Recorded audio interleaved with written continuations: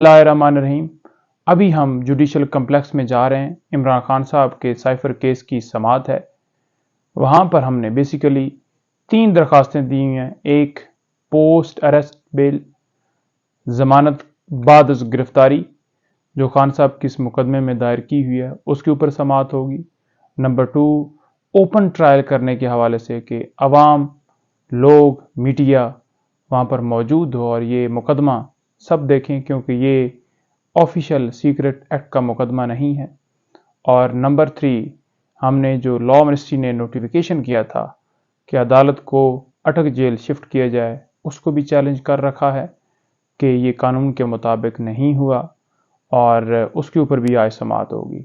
उसके साथ साथ बता दूं कि कल हमने बाकायदा तौर पर जो जज साहब हैं उनसे इजाज़त ली थी खान साहब से मुलाकात के हवाले से, जिसमें डॉक्टर फैसल जो खान साहब के फिजिशियन हैं उनकी और लॉयर्स की।